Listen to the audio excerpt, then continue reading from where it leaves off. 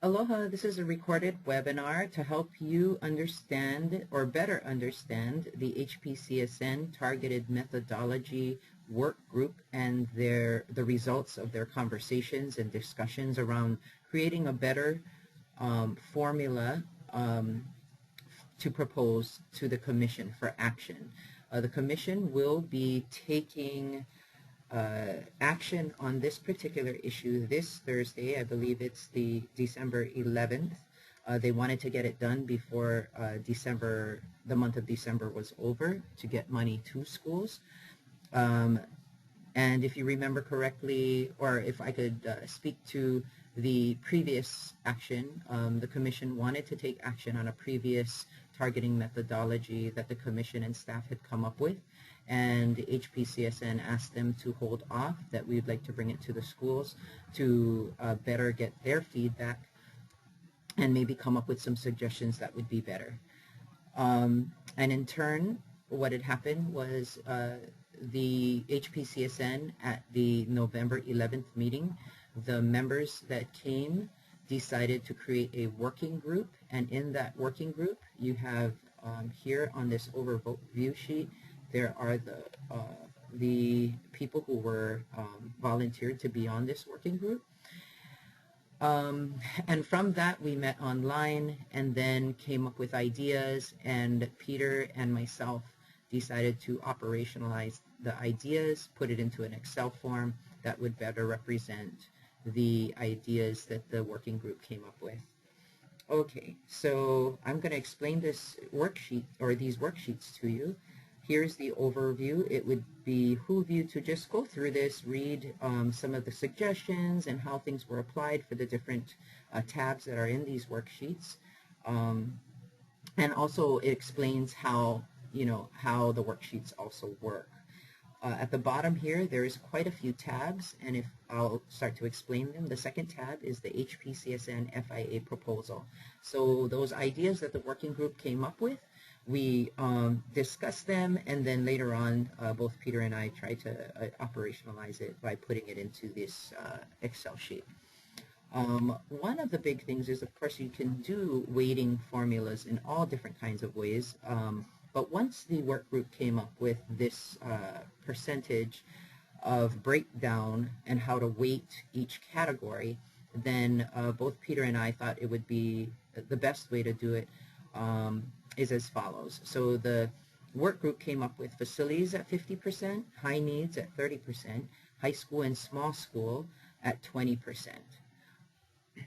And how we decided to operationalize that was we took this total amount of 1.1 million and basically set aside 50% of the dollars to be used for the facilities category, 30% for the high needs category, and 20% for the high school and small schools categories. Okay, I'm going to first start off with the facilities cost 1314. So this is the methodology that we created to hopefully capture a more fair way to distribute the facility side of the money. And we're hoping that by doing this formula, that this would serve as a good example for the legislature in their work at the Capitol, and hopefully it'll help us to obtain state funds to support our facilities.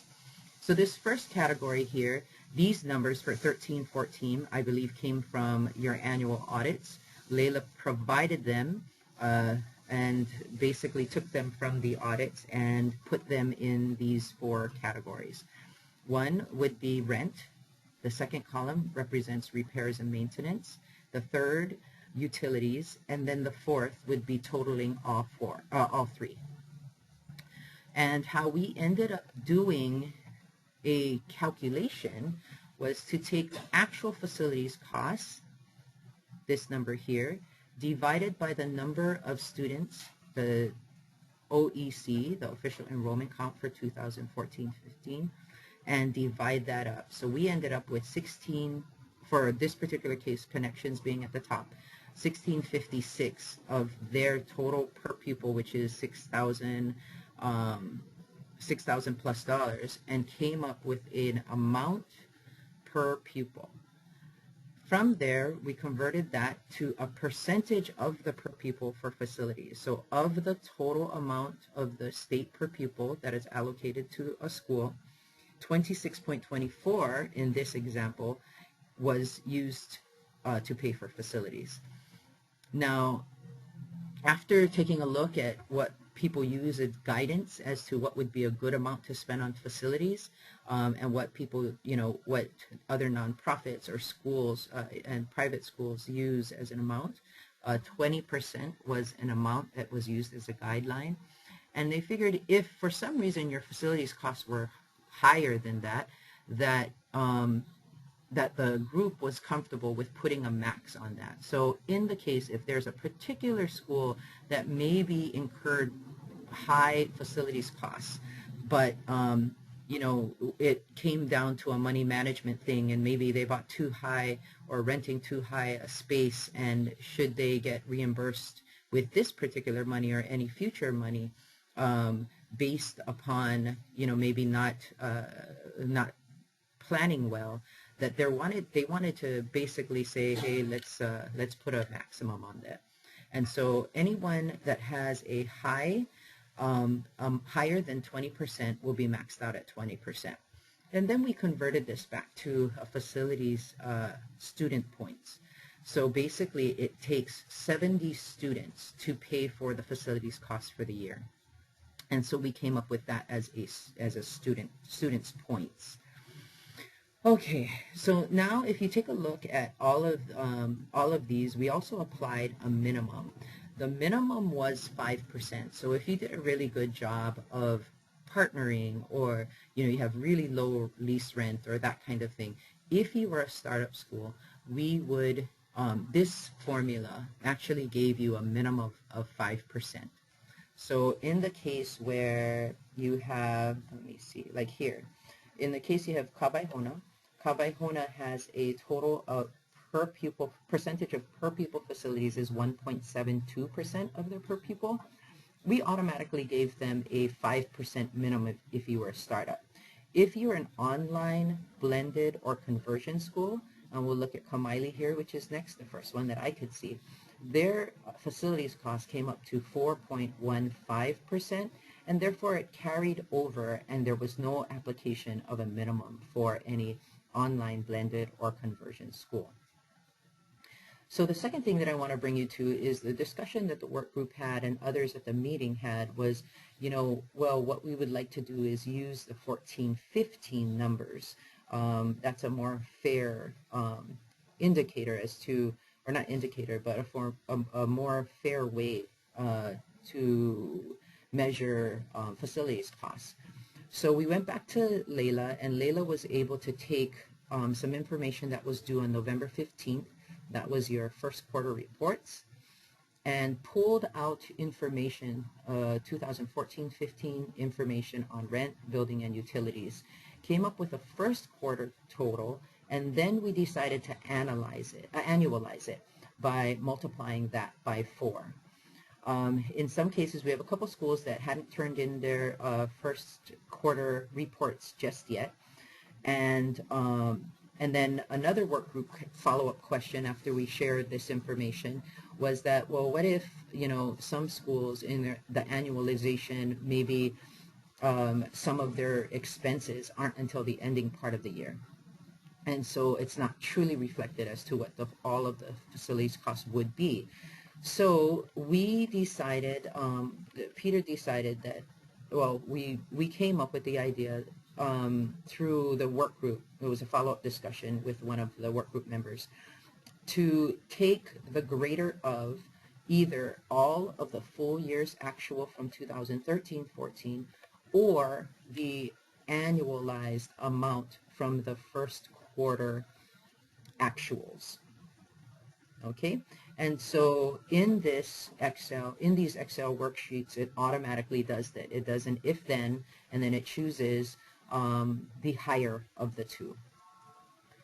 Okay, now I'm going to go over to the high needs calculation. The high needs calculation basically, prior to, on our discussion, well, excuse me, on our discussion at the charter school leader meeting, it was weighted differently for ELL, SPED, and Title I.